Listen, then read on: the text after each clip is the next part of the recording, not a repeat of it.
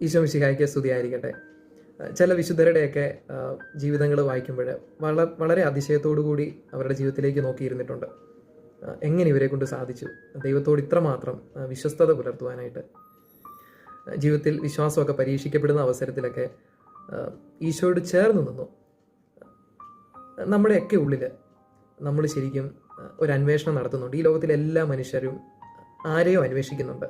യഥാർത്ഥമായ സത്യത്തെയാണ് അവരെല്ലാവരും അന്വേഷിക്കുന്നത്.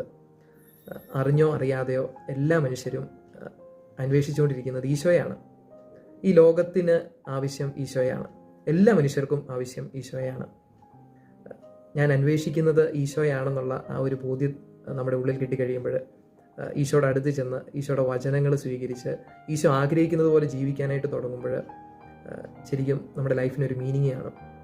ശരിക്കും ഈ വിശുദ്ധരൊക്കെ ജീവിതത്തിൽ വിജയിക്കാനായിട്ടുള്ള കാരണം അവരന്വേഷിച്ചുകൊണ്ടിരിക്കുന്ന ആ സത്യം ഈശോയാണ് എന്നുള്ള ബോധ്യത്തിലേക്ക് വന്ന് ഈശോ ആഗ്രഹിച്ച കാര്യങ്ങൾ ജീവിതത്തിൽ ചെയ്യാനായിട്ട് തുടങ്ങി. അങ്ങനെയാണ് അവരെല്ലാവരും ഈ ലോകത്തിൽ വിജയിച്ചത്. നമ്മളും നമ്മുടെ ജീവിതത്തിൽ അങ്ങനെ പ്രവർത്തിക്കുമ്പോൾ യഥാർത്ഥ സത്യമായ ഈശോയെ സ്നേഹിക്കാനും ആരാധിക്കാനും ഈശോയുടെ വചനങ്ങൾ പാലിക്കാനും തുടങ്ങുമ്പോൾ സെയിൻറ്റ് കാതറിൻ ഓഫ് സിയന്ന ഒക്കെ പറഞ്ഞതുപോലെ we will set the world on fire. നമ്മൾ ഈ ലോകത്തെ കത്തിക്കും.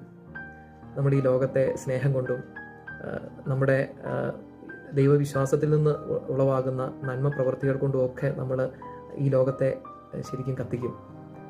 ദൈവം അനുഗ്രഹിക്കട്ടെ.